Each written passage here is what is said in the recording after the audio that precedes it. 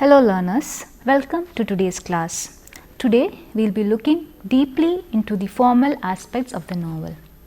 But before going to that, we will have a summary of what was dealt with in the last class.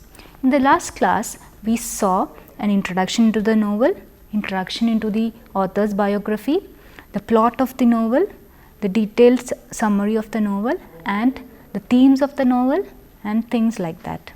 But today we are going into the much deeper understanding of the novel by looking at the characterization, the many figurative languages used in the novel, etc. First, we look into the art of characterization and the protagonist. Markandeya's art of characterization is traditional. The externals of characters are given sometimes through set description, but more frequently through stray remarks or comments in the course of the story. As the action develops, we know about the characters from what they themselves do and say, and from what others say about them. It is in this way that Nathan and Rukmini acquire larger than life dimensions and become symbolic of the faceless Indian peasantry suffering and oppressed. Not only are the major figures living and breathing individuals, but even the minor ones come alive in her hands. Beggars, prostitutes and peasants symbolize the economic backwardness of the nation. The Swamis are the spokesmen of traditional values, unpopular with rational men of commercial civilization. All these are evident in the character of the protagonist Rukmini. So now we begin with the deep understanding of the characters, and first we go with the protagonist Rukmini. Rukmini is the main character of the story, as you all know. She was the youngest of 4 sisters. Their father was the village headman. By the time of her marriage, her father's influence and prestige had declined. Hence, she was married to Nathan, a poor tenant farmer. She began her life with him by finding him to be very kind and loving. Soon, she gave birth to their first child, a daughter named Airavati, whom she also calls Aira. And eventually 5 more sons are born to her in rapid succession. Rukmini was a sensible and prudent housewife and managed her home well. She was a true helpmate to her husband. She not only did the household work but also helped in the field. Her courage, determination, resourcefulness and her patient acceptance of her lot were all displayed during the days of misfortune which followed soon. Rukmini is one of the immortal characters of literature, and her life story, once read, cannot be forgotten. She is an archetypical figure symbolic of the suffering soul of India through the ages. Kamala Markandeya has expertly narrated the story through Rukmini. It seems as if the changes that has come in the life of Rukmini is parallel to the changes that has come in the history of India. Thus, Rukmini is important as a witness to the changing times. Her personal story is connected with the political history of India. India's urban development and modernization is the point on which the life of Rukmini and the history of India changes. In the novel, Rukmini comments, and I quote, "Change I had known before, and it had been gradual. But the change that now came into my life, into all our life, blasting its way into our village, seemed wrought in the twinkling of an eye." Thus, we can say that Kamala Markandeya's art of characterization stands out brilliantly through the protagonist Rukmini. It is also important to note that it is a woman-centered narrative. Throughout the novel, Rukmini is faced with struggle after struggle with no indication that her circumstances will improve. Each time her situation worsens, Rukmini endures quietly, holding on to the hope that things will soon be better. She believes that a person's spirit is the most important factor in overcoming the harsh realities of life. I quote a few lines from the novel. Well, and what if we gave into our troubles at every step? We would be pitiable creatures indeed to be so weak, for is not a man's spirit given to him to rise above his misfortunes? This aspect gives her an universal appeal. She compares her struggle with that of the struggle of the people around the world. Rukmini has a spirit filled with hope and longing for something more than what she has. This theme runs throughout the entire novel along with optimism. Again, I quote a few lines from the novel. Hope and fear, twin forces that tugged at us first in one direction and then in another, and which was the stronger no one could say. Of the latter we never spoke, but was always with us. Fear comes along as a theme with hope, and it is always present, it seems, with Rukmini and Nathan.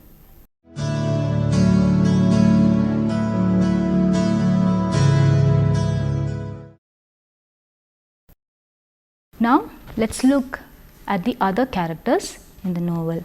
So the first one would be Nathan, the husband of Rukmini. Nathan, the husband of Rukmini, is a poor farmer with a loving nature. As a farmer, he is skillful. Initially, he was very angry with Rukmini and later on admires her much. He praises her and says that, and I quote from the novel, Rukku indeed is a clever woman, unquote. He is a practical man, and his down-to-earth realism is best seen in his relationship with his sons. After this, his fall in the village and disintegration is rapid.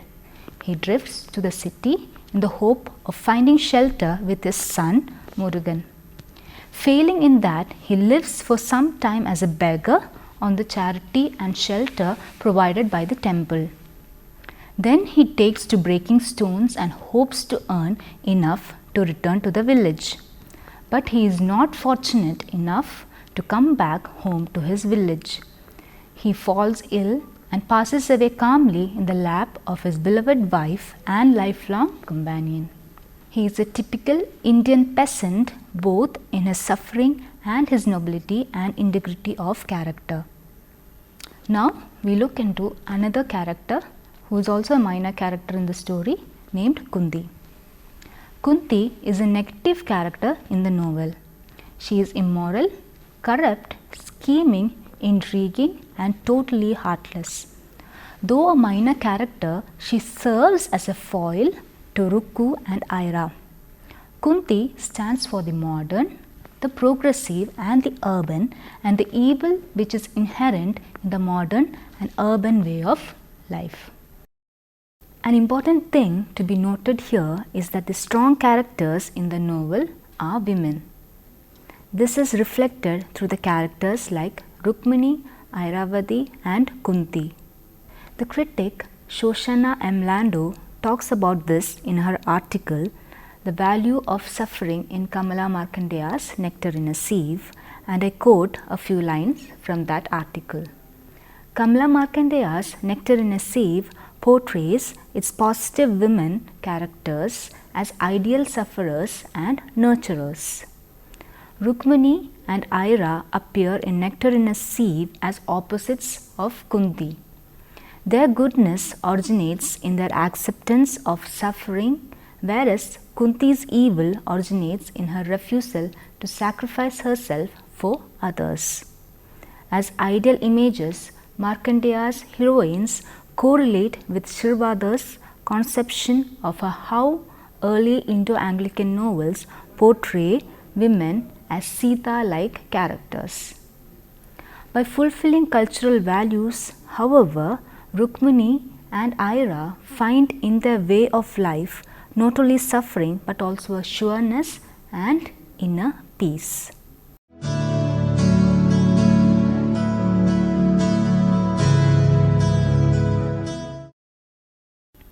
The language in Nectar in a Sieve is characterized by fluidity, smoothness and, I quote, the purity of running water.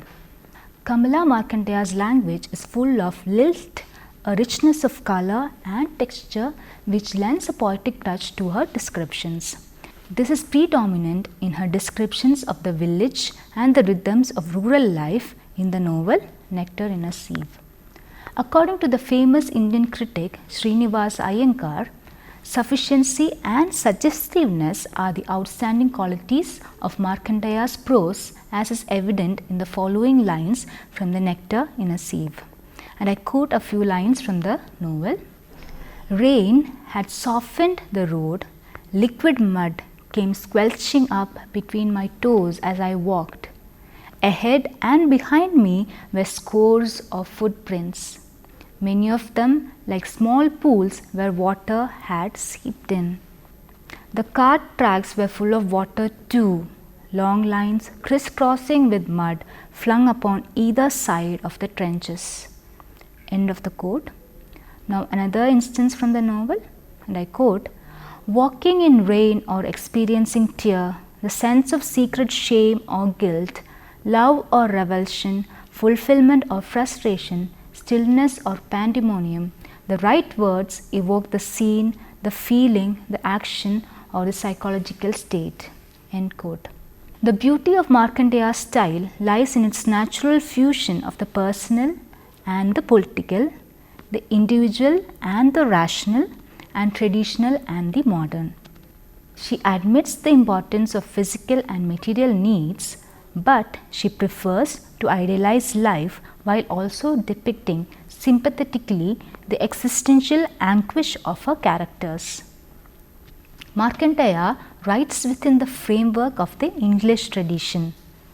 Her Indianness is evident in her use of some easy to understand words from Indian languages, words which carry a charm and an aroma of their own.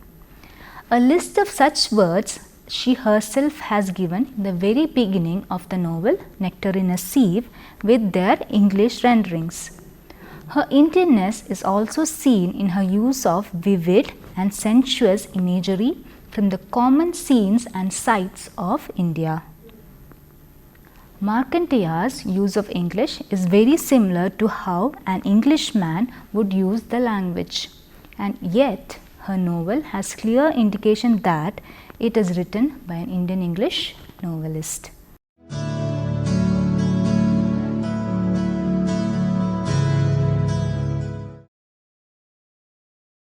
The symbols are used by literary artists not only to show a meaning which is hidden but also to evoke emotions.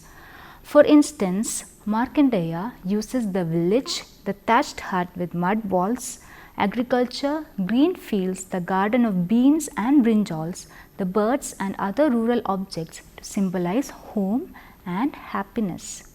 On the other hand, the city and tannery, brick and cement and buildings and many urban objects symbolize suffering and misery. The tannery is a symbol of modernity because its coming threatens the old ways of life. It transforms the village environmentally and economically. It also transforms the relationships between the people within the village. Now, water is very crucial for an agricultural community. It is powerfully symbolic that Nathan and Rukmini named their first child Airavati after one of the great rivers of Asia, as of all things, water was most precious to us. Learning is another symbol of hope in Nectar in a Sieve. As is the case for so much in the novel, education is a double-edged sword. Ruku's father decided to educate his children, and it helped Ruku in their time of affliction. Drums in Nectar in a Sieve symbolize times of great change. An introduction to drumming occurs at Aira's wedding, where a drummer joins with a fiddler to make up a whole band. These powerful symbols used in the novel helps in bringing the contrast between the rural life and the village life. All these are the symbols of change. The gradual changes that come in with India's independence, modernization and urban development are portrayed very clearly through these symbols.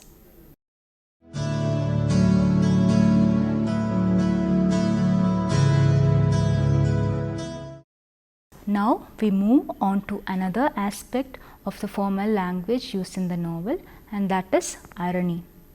Irony is a literary device frequently used by writers to indicate the contrariness of human life. It is a matter of common experience that in life we do not get what we expect or desire. We want one thing and we get its exact opposite. Thus, the irony of life or circumstance may be defined as a situation which is the exact opposite of what has been expected or desired. Such situations seem to have been contrived by malignant fate. Hence, it is also called the irony of fate. Irony of fate or circumstances or life lies in the frustration of human aspiration. Often, irony is used to show how human beings are puppets in the hands of higher powers and helpless to do what they want. Irony plays an important part in great works of literature, and it is most frequently used by writers to create tragic effects. Markandeya's characters are all victims of the irony of life or fate. Everything in the novel happens contrary to their wishes and expectations. In the life of Rukmini and Nathan, the unexpected and the undesired constantly happens, causing great sorrow and suffering. A brief consideration of the story of Rukmini and Nathan would make the point clear. They are good and noble. They have no evil in them. Still, they are the victims of universal harshness, playthings in the hands of cruel destiny, which takes pleasure in inflicting pain and suffering on them. Had the land not been sold, they would have lived happily. Had they found a home with their son in the city, they would have been comfortable even in the city. But they are forced to leave the village because of the setting up of the tannery. They are compelled to live on charity in the city. All these are examples of irony of fate in the novel.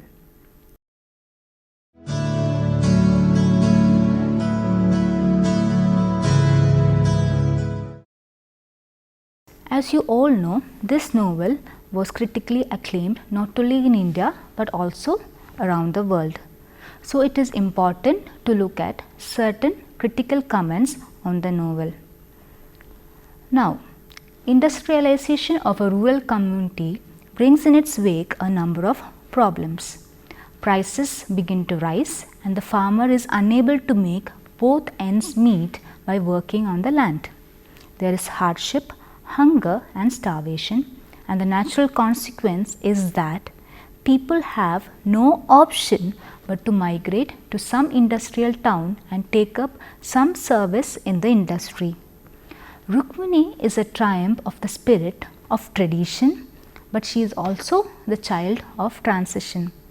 Through her story, the novelist has represented the travail of rural India in a state of transition from the agricultural way of life to industrial way of life, from the rural to the urban.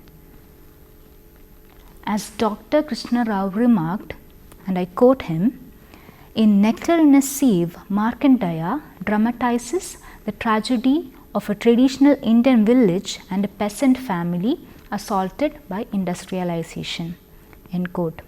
The disintegration of Rukmini's family and her consequent suffering is also the story of the disintegration of the rural mode of life under the assault of industrialization, along with the colossal suffering that is caused as a result of the clash of the old and the new. The tannery is an industry which comes to the village. It stands for the Western and the modern way of life, and East-West, conservative, progressive, modern, orthodox tensions and conflicts are thus woven into the story of Rukmini and Nathan. The movement of the rural population to the cities is depicted by their leaving their home, but survival in the city is impossible for them. Those cities are often considered as places of immense opportunity. Nathan's death in the city is used as a symbol for the cruel, destructive phase of modernity, which does not allow a good human being like Nathan to live a decent life or die a decent death. The critic Meena Shirvatkar says about women characters in Indian English novels thus, and I quote, "The cause of her suffering springs mainly from poverty and natural calamity. The women are from the rural sections of the society. They are the daughters of the soil and have inherited age-old traditions which they do not question. Their courage lies in meek or at times cheerful way of facing poverty or calamity." This aspect is clearly depicted through the characters in Nectar in a Sieve. Rukmini does not like the change that the tannery brings to her village and life. She is the only one that protests against this, as she is a daughter of the soil.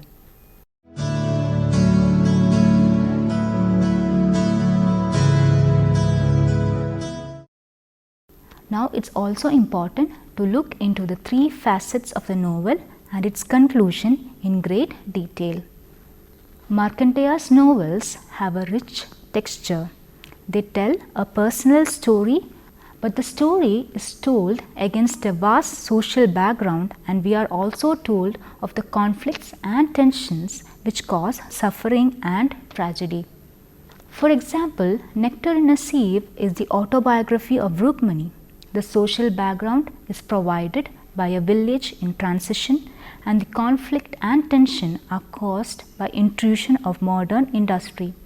Life lived in rural India is the backdrop of the personal story of Rukmini and Nathan, and her suffering and the disintegration of her family fuse and mingle with the disintegration of the rural way of life under the impact of modernity. Now, we look at the personal story that is depicted in the novel. Rukmini, who narrates the story of her life from the time she came of age up to the time she returns to the village as an old widow and is able to survey her past calmly. She is the child of transition between the insular autonomous village life of old and the new village life dependent upon urban civilization and in constant contact with it. Now, a look at the social background. In the social background, Markandeya depicts rural poverty and bankruptcy. Life in an Indian village has been realistically depicted with sympathy and skill, but without any intrusive commentary. Society of peasants with their myriad sufferings, hardy attitudes and strong faith form the backdrop of the novel. Now, the wider conflict in the novel.